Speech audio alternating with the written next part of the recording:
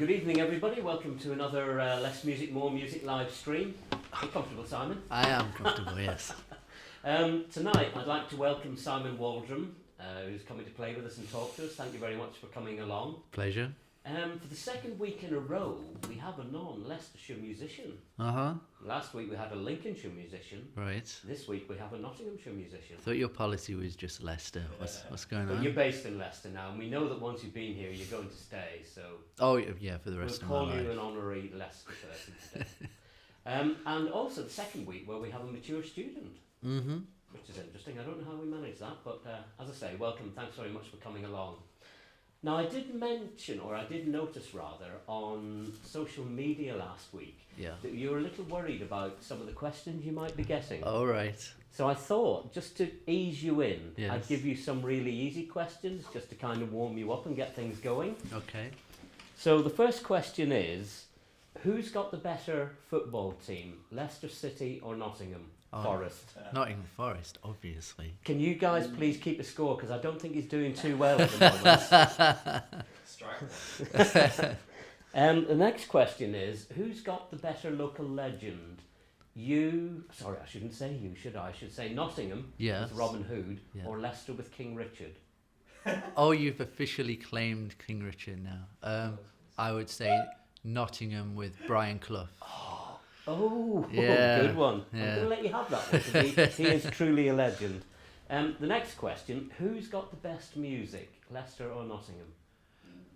Well, it's a funny one because there's some really great people in the Nottingham scene, but I never felt part of the Nottingham scene. There's not much cohesion there. But coming to Leicester, it's completely different. Not only have you got some amazing musicians, but there's this whole community as well. All these fantastic nights that people put on. So it's kind of a tie. But it's kind of a tie just because in Nottingham, you got some people that I really, really love. So it'd be disparaging to them if I said Leicester. But you could say Leicester, because you're here now. Yeah, that's true. And we're just better. Which city's got the better venues, Nottingham or Leicester? Leicester. Aha, he's got one right at last. And the final question, before we move on to the rather more normal The quick questions fire for round. the programme. Yes, off the quick fire session. Who's better, Kasabian or Jake Bugg? I fucking hate both. You've got to pick one. Nah, I can't. Okay, well, thanks very much for playing along with us on that one. You are a man of many talents. We do have a big research team on this Right. LMMM broadcast. Uh-huh. And where I've seen you play in Leicester, I think you've generally played, I would call it kind of folky, rocky, acoustic music. Yeah, I guess. But you have got quite a few other strings to your bow, don't you? Yeah, sure.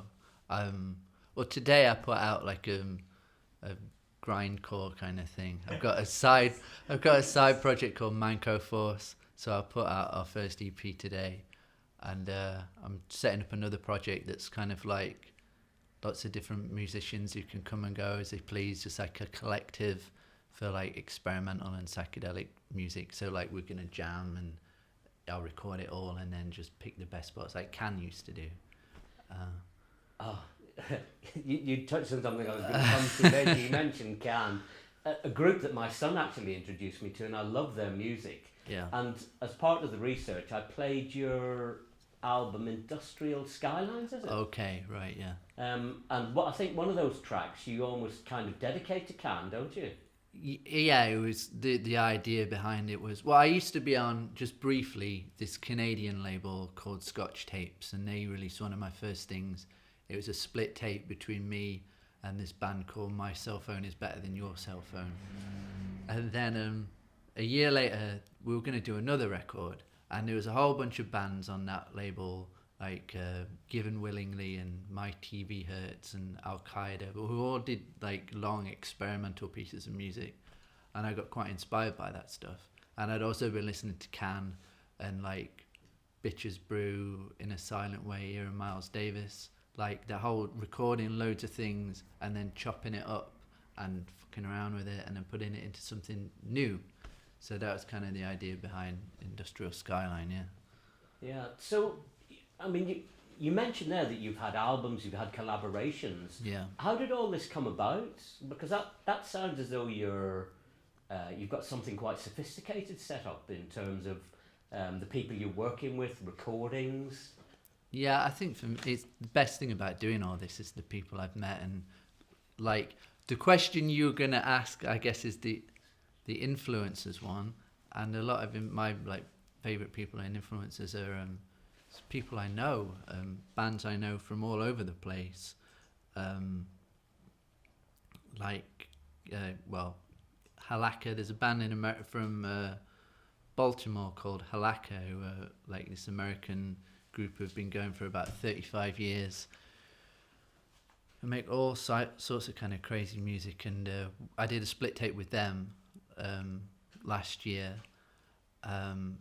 So it's just, I because I try and find so much different music, it's just often you find connections, people who have the same kind of sensibility as you, and we often kind of end up working together. There's a band in London called Keshko. We're looking to do a split album together, and Halaka, I'm doing a covers EP of their stuff. I did a covers EP of a band called the Snot Patties about 2-3 years ago, stuff like that.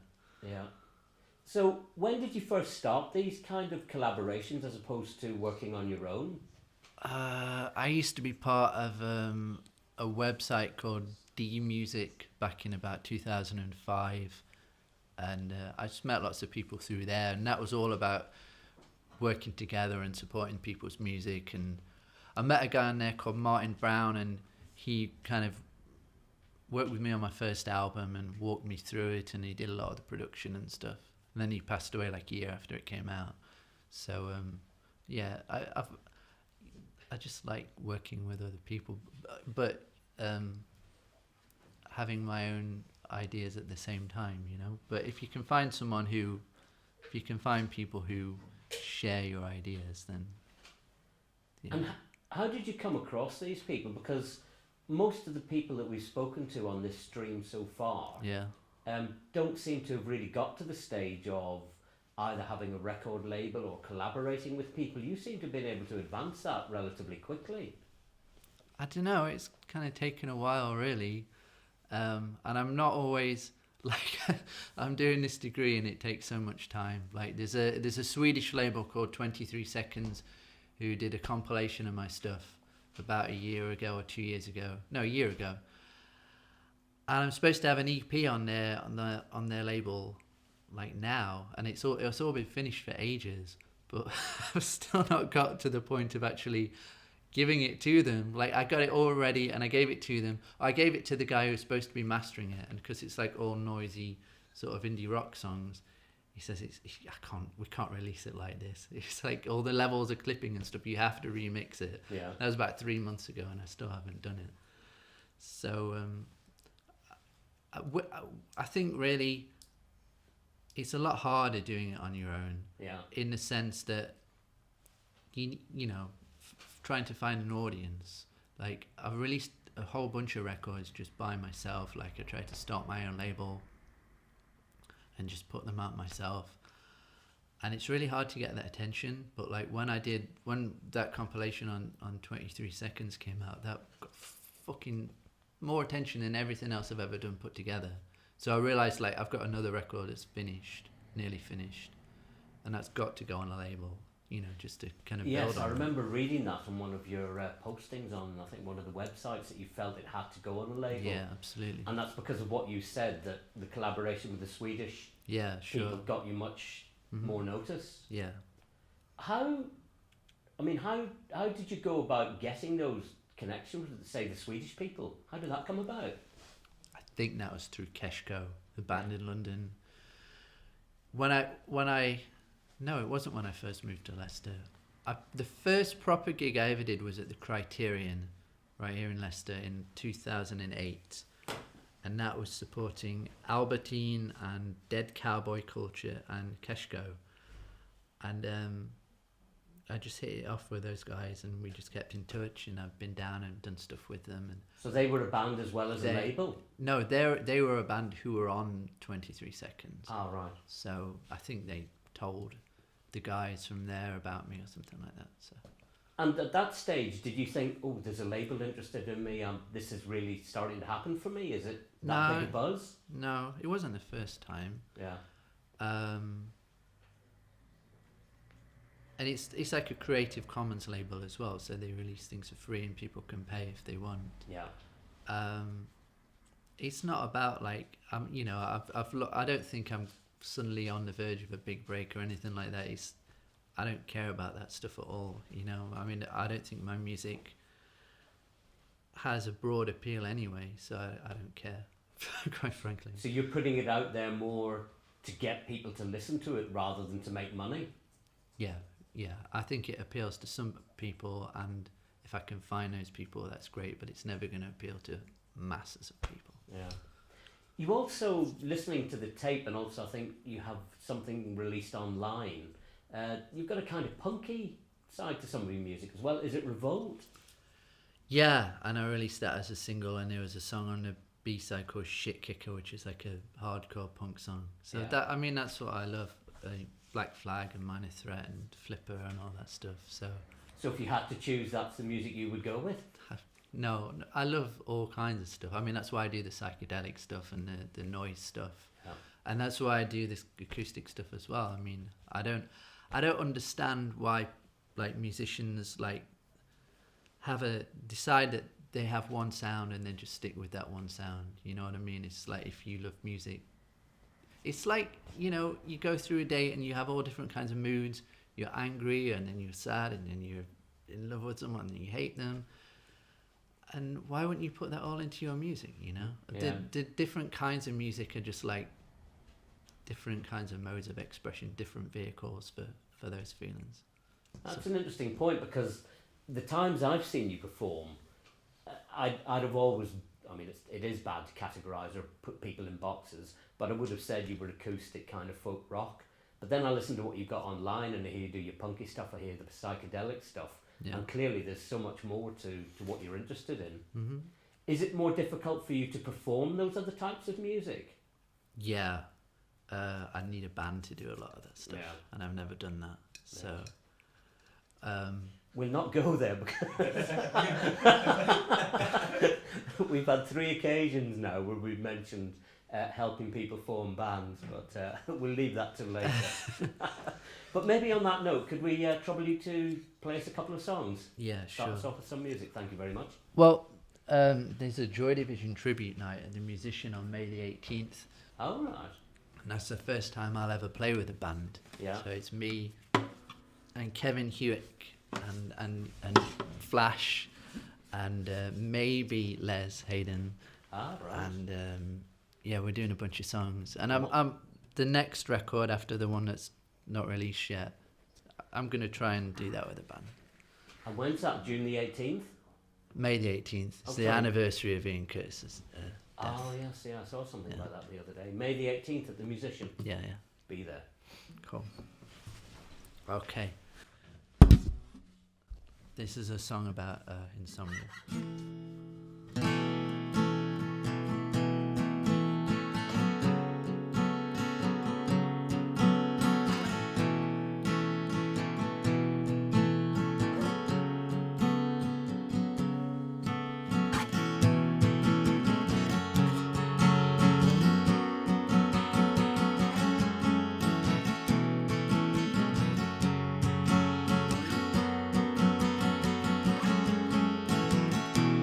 Night has pulled me under.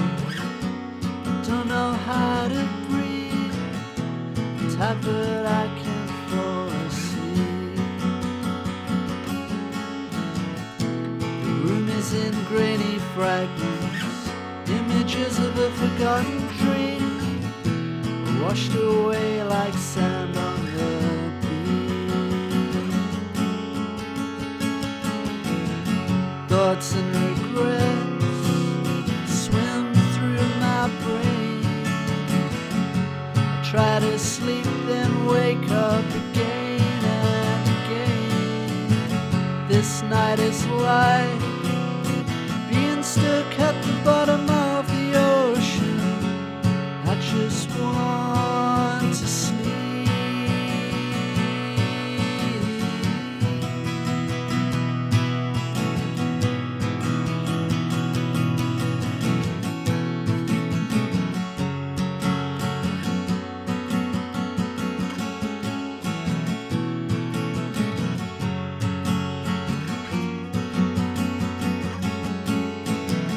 Everything moves slower down here in the depths of the endless hours. I lie submerged with broken pride.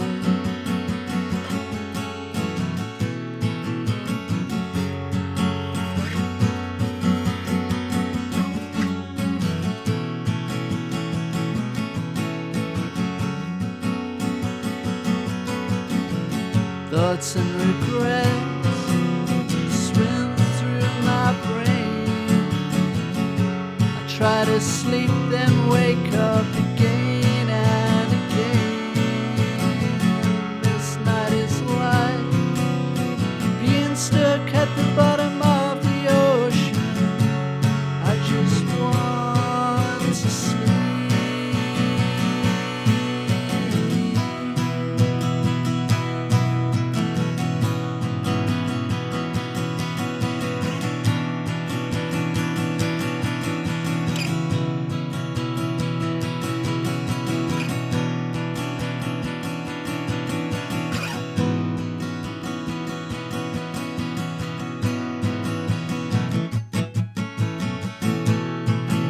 Drifted off then, something woke me up again.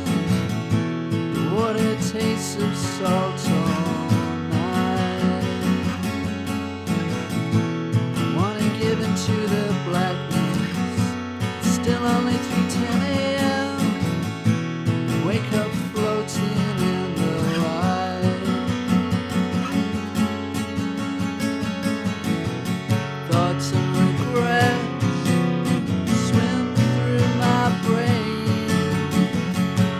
try to sleep, then wake up again and again. This night is like being stuck at the bottom of the ocean. I just want to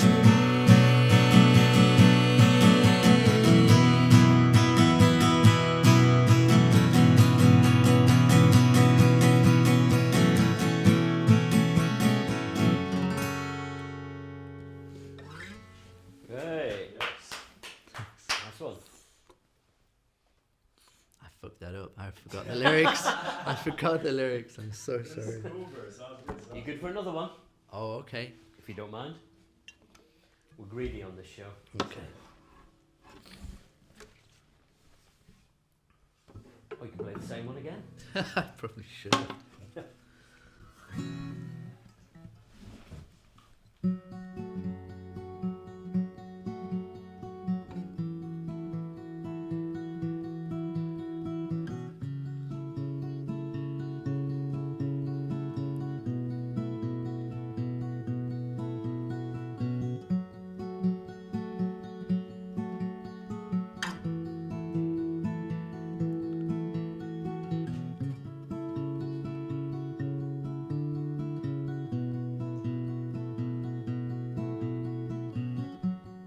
I can see it in your eyes. It's not the same as it used to be. Behind the pain of your disguise, you hide it well. It's such a pity.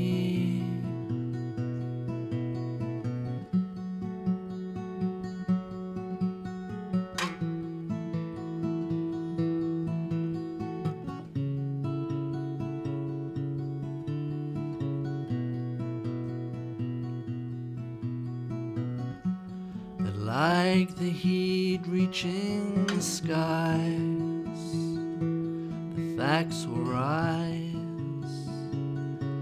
for all to see. And on that day the truth will reign upon us all. We'll be free.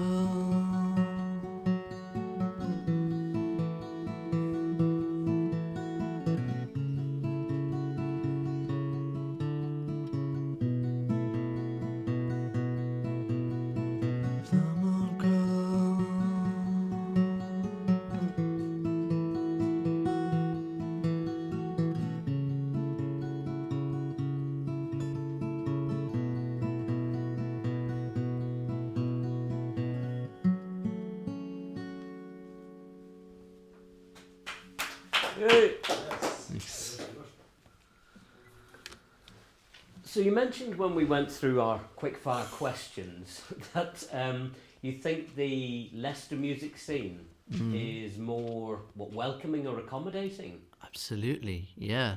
In what way? What was your experience of that?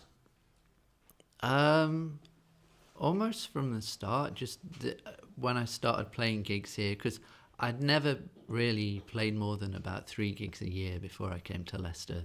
So I decided when I came here to try and throw myself in it. And there's just so many fantastic people who are genuinely supportive. It doesn't feel like competition or any of that nonsense. You know, people aren't trying to one-up each other. They just enjoy each other's music. It's refreshing. It's nice. And when did you first come to Leicester to play music? Well, when I first lived here, which was 2003, I just started writing songs, and so I used to go down to the Musician occasionally. Yeah. That was the first time I ever saw Kevin Hewitt play, but I didn't want to myself, so I didn't play in Leicester until like 2008, really, but I wasn't living here at the time. Yeah. And where have you played in Leicester? You've played, I think, at the Cookie, the Musician, Soundhouse. Soundhouse, Manhattan, Walkabout, the big old theatre on Beaver Street. What's that one called? On Beaver Street. Oh, is that Handsome Hall? Yeah, Handsome Hall. That's it. Yeah. That's quite an impressive venue, isn't it? If they could just do it up and get the acoustics right, because I've heard a few people there, and it can be a bit echoey. Mhm. But that could be a super venue. Yeah, yeah. And there's still a few places I need to play, like, I don't know, the Donkey and places like that. Yeah. And why do you... So you feel that if you were trying to do a similar thing in Nottingham, it would be harder for you to get to play? Well, late last year, I did like a mini tour thing with Kevin Hewitt and Lisa DeVille from Loughborough, but she lives in Nottingham. Yeah. And my friend Anne DeVolly, who came over from America, it was kind of part of her tour, really. Yeah. Hi, Anne, if you're watching. We set up a few gigs in Leicester and Nottingham and Northampton. Yeah. And the first one we did was in Nottingham, and no one turned up. Well, about 2-3 people turned up. 2, 3, 4 people. And there's also this thing there in Nottingham where there's lots and lots of free gigs, and so people don't really like paying. Yeah. And there's lots of kind of, I don't know, competition for gigs as well. And so we did that one, and hardly anyone turned up. And then 2 nights later we did, the next night we did Northampton, and that was great. And then the night after that we did the Cookie in Leicester, and it was a totally different atmosphere. It was like there was people there, they were genuinely listening. There's another thing about, oh God, I can't believe how much I'm slagging off Nottingham now. This is terrible. Do you want to change your answers to some of the quick fire questions? Yeah, you can edit this later, right? So every time I criticise it, you put a voice that says Nottingham is great. talking at gigs as well. That's a big thing there, but it's not like that here at all. I remember playing the Cookie, and I was playing a really quiet song, and I realised the room was completely silent, and it kind of freaked me out for a minute. Well, I can't remember the guy's name from Nottingham who compared your night with Andy Volley. Steve Oliver, yeah. He actually made the point, didn't he, that the did. audience were respectful and did listen to the artist, and I thought that was rather nice to hear. Yeah. A big thing of his is people talking at gigs. He hates that. I have seen his posts about that. So what do you think it is about Nottingham then, that there isn't Oh shit. the same respect for artists? Is there too much music there, do you think? Maybe. I don't know. I don't know what it is. It's maybe not got as much of a grassroots scene. I don't know. Yeah. I mean, to me, Leicester, I only know Leicester. I've been to Nottingham a few times is it Chameleon Cafe? Yeah, that's where we played. That was one night. Oh, right. And I'm going to the Bodega tomorrow night to see Yak. Okay. And I've been to not the O2, sorry, the other big venue there where they close it off with curtains sometimes. Capital FM Arena. Oh, yeah. But are there the plethora of smaller venues like we have in Leicester and Nottingham? Maybe not quite so many anymore. Yeah. And ones that are... Yeah, there are a few nice ones. But I wouldn't say it's the same as it is here, really. Okay, well, we'll not get you into any more trouble on that. We'll leave it at Leicester. I'm going to be ostracised from my hometown forever now. What do you hope to do with your music? Is it, as you said earlier, really something that you're doing as a, not quite pastime, but as a kind of art form, not self-indulgent, but something that you're not doing for commercial gain? Yeah. It's or just, would you ultimately like to be commercially successful? it's just a need to do it, really. A need to create, a need to get things out there. My main aim, or my ultimate aim, is just release as many records as possible. And how easy do you find that to do? Because you're now on your second university degree. Yeah, it's really hard. So I'm not going to do that much music maybe next year. But I'm going to release an album at next summer. I'm going to make it next summer and hopefully release it as well. But I've got a huge backlog of stuff. Like, there's an EP that's ready to come out. There's an album that's 99% finished. There's all these side projects. So there's a lot to... If I put it all out now, that would be a load of stuff. Market. Exactly, yeah. And how will you cope in terms of, with your studies? Is that going to limit the amount of collaboration you can do? Is it going to be mainly solo work? I'm just going to, I don't know, just try and find a balance, really. Because I can't give this up. I realised that when I started, it's just too important, I'm always going to be both. I don't want to be the singing audiologist when I finish, but I have to do both. Yeah. It's ironic in a way, isn't it? Audiology being your degree that you're doing now, obviously being a big part of music, audio. What will you do in terms of when you play solo? Do you ever bring in the other things that you play? Because you play synth, you play drums. Do you ever do sort of the loop pedal thing that's becoming quite popular now? I don't like loop pedals.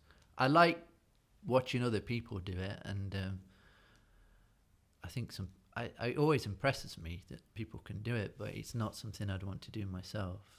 So I use effects pedals and try and make it all psychedelic and swirly and stuff. I just like the sound that gives.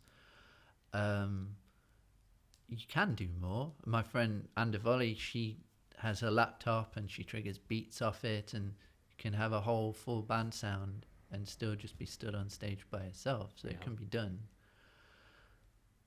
But I'd rather work with musicians in the future and do that live, I think. And how realistic is it that you will get a band together?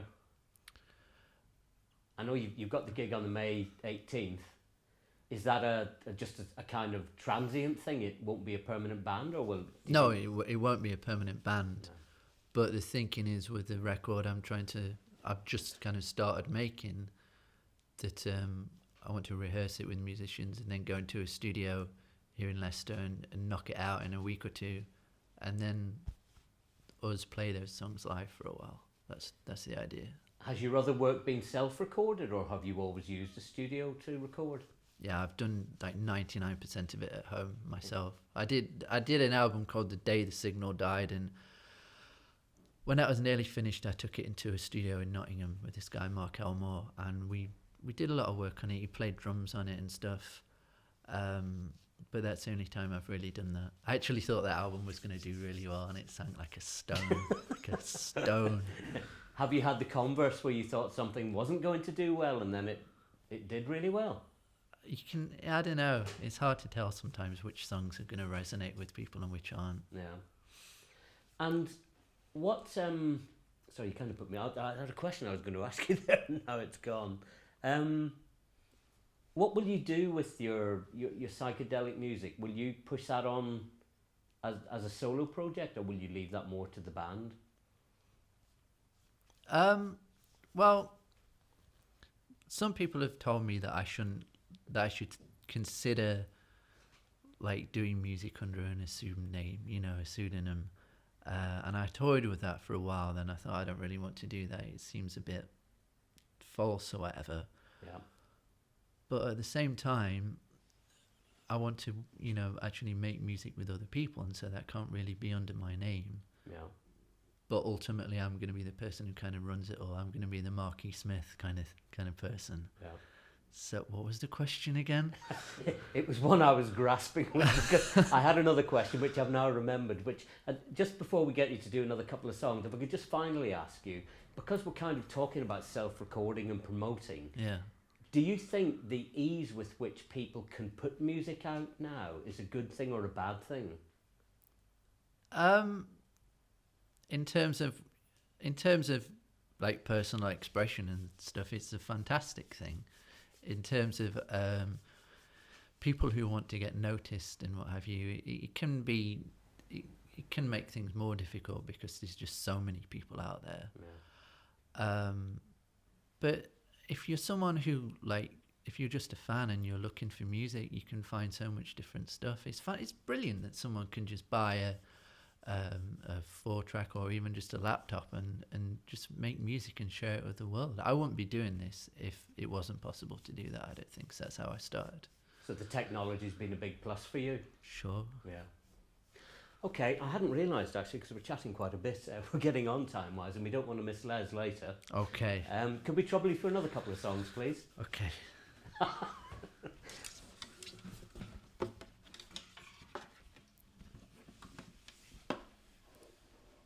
Leicester scored, by the way.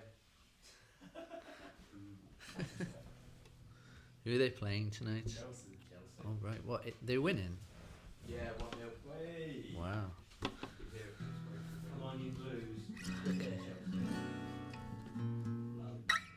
Okay, this is a song about how much I love Chelsea. This is a request. This is called Hologram.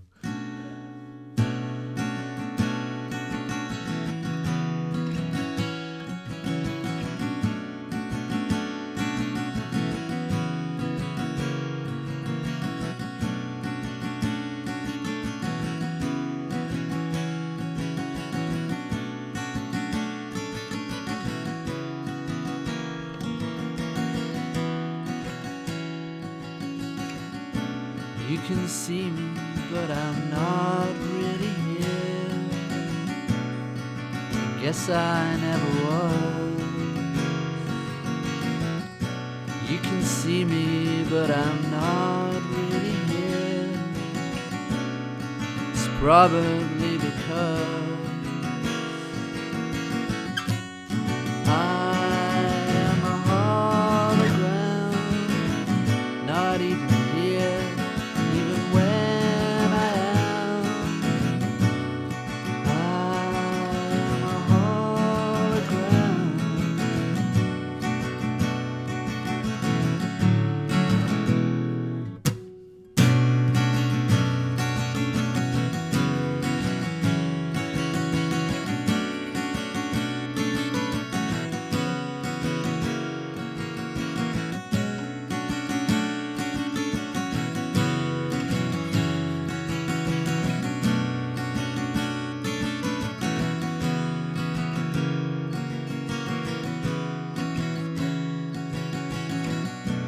You can see me, but I'm not really here.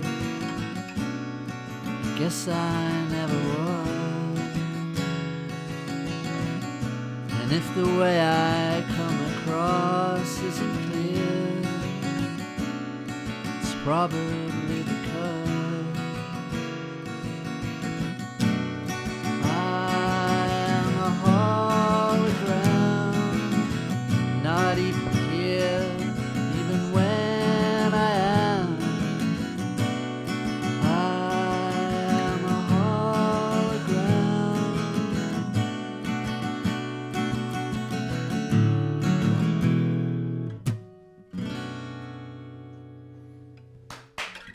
Love that Thanks. song. Another one? Please, we're greedy. We like free music. Okay.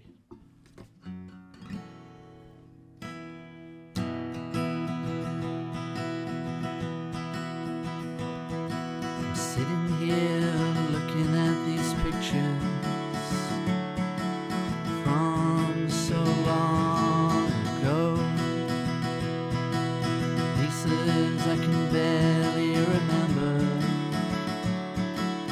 People I no longer know. Here is my granddad, looking so proud and strong. Yeah, he's singing something, but I'll never know the song.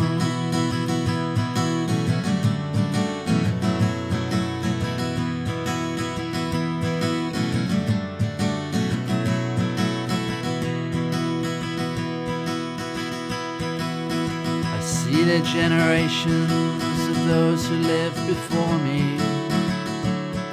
Through their voices the song is sung. Cousins I no longer speak to. My parents when they were still young. And it feels so overwhelming to see all the time that's passed.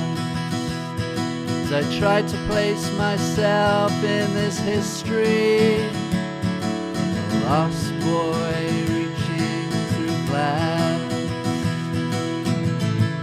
But to know where we came from helps us to know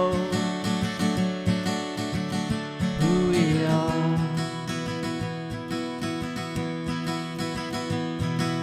Sitting here looking at these pictures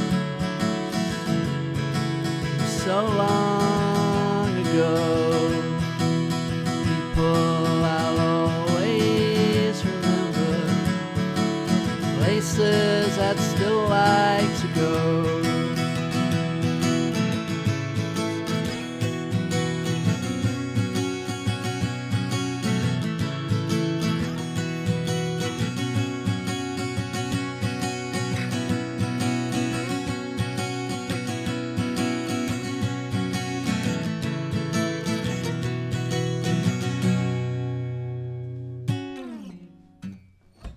Lovely, thank you. Thanks. Great. Okay, thank you very much for that again. Do you get out to many gigs yourself? Not as many as I like. There's so many bands I keep missing just because I'm studying and stuff like that. Not just like local bands. The Ruts DC played at the Donkey late last year, and I fucking love the Ruts, and I missed that, and I was gutted. But I'm going to see the Replacements in July, who are my favourite band of all time, which is amazing. Where are they playing? They're playing in London. I think it's the Roundhouse. Oh, yeah. And I'm going to see a Japanese band called Boredoms, who I really love. And we might be... What they do these days, they have about 100 drummers, and so that's a lot of fucking people. And so they look for people to play with them. Yeah. So I'm going with my friend Andy from Cashgo and his partner Caroline, and we've applied to play with Boredoms on the night, so that would be kind of like a dream come true kind of thing. So there are 100 drummers all playing on stage at one Something time? like that, yeah. It's a lot of drummers, yeah. The Roundhouse is quite a big stage. No, isn't that's it? not the Roundhouse. Oh, That's right. somewhere else. I can't remember right. where that one is. Yeah, we saw Sigur Rós at the Roundhouse. Oh, right, We got yeah. some free tickets for one of the, is it iTunes do the gigs in September? Oh, okay. They were good. So drumming is one of your musical talents? Not really. I'm not the best drummer in the world, no. Oh, they might be watching, they won't let you play now. We'll have to edit that out. No, I do love drumming. Yeah. I think if I could choose any instrument, really, it'd be drums or sax rather than guitar. But You play sax? no, as I well? don't play sax, but Oh, I right. just think it's, being a big John Coltrane fan, it seems like the freest instrument to just fucking get anything out, you know, like especially with him, it's like it was connected directly to his soul, and he Yeah. was just coming straight out through his instrument, so to speak. So that could be your next degree. Learn to play the sax. Is there anybody particularly, I don't mean to put you on the spot, and if you don't want to say anything, don't, but is there anybody around Leicester that's caught your attention? Nah, they're all shit. Kevin Hewick is kind of one of my musical sort of heroes, and he's a friend as well, so getting to see him playing with him and stuff, that's amazing. Les Hayden, Siobhan Mazzy, Mary Everett. I'm really worried about missing people out, because I'm sure I'll miss loads of people. No, it's our fault if you Crash do miss Score, anybody. You can yeah. say we edited them out. It's not your fault. But we're kind of spoilt in Leicester at the moment, I Yeah. think, particularly with acoustic music. Absolutely. It does seem to be having a bit of a boom at the moment. Mm-hmm. Well, I'm sorry to make the last segment a little bit short. You're probably quite relieved, but we are kind of going on with time, and we would like to get one last song out of you. Okay. Now, the question that you were worried about Oh, yeah. originally, Yeah. how would you describe your music? All right, yeah. We're not going to ask you. Oh, So you didn't need to worry at all. so I spent all that time Worrying thinking about it nothing. for nothing. If you do want to describe it, by all means do. But I'll just wrap up by saying thank you very much, Simon Waldram, for coming along. Thank you to the Soundhouse, to Sue and Greg for accommodating us. Thanks to our wonderful audio guys, Bav and Joe. And we'd ask you just to play us out with one final song. Thank you. Okay, thank you. We've also a rhythm section. If you're looking for a band. Hello.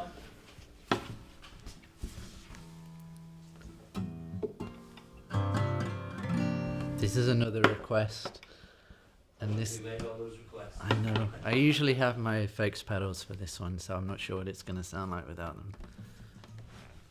This is called In Rivers She Dreams.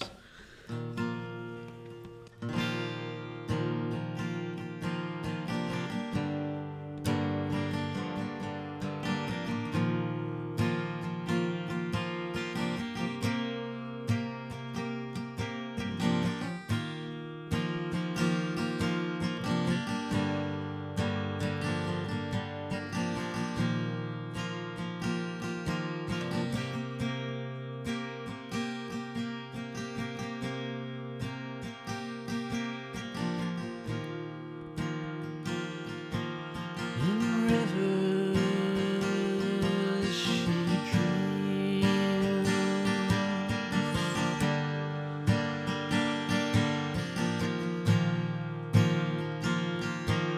It's not what it seems.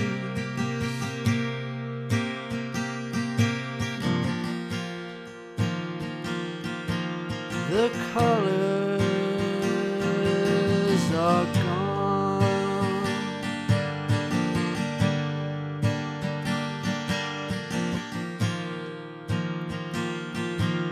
A minute seems so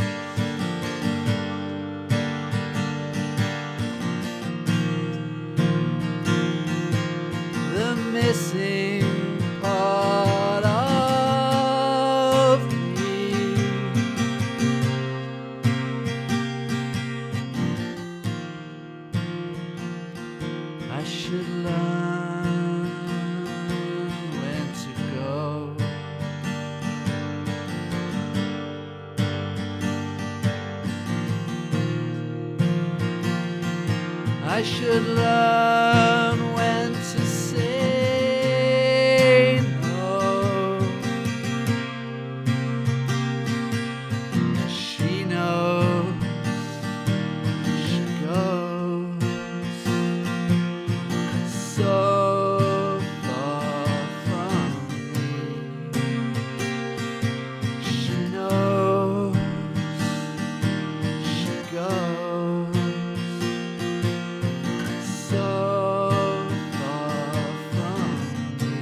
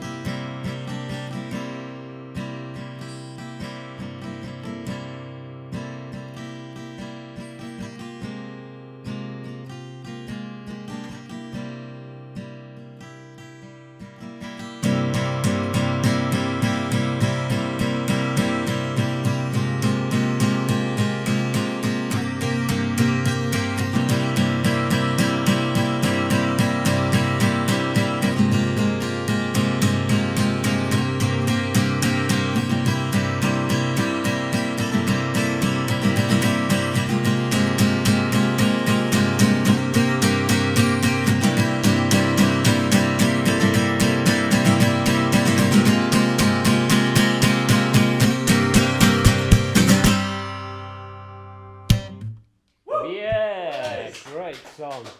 Thank you very much.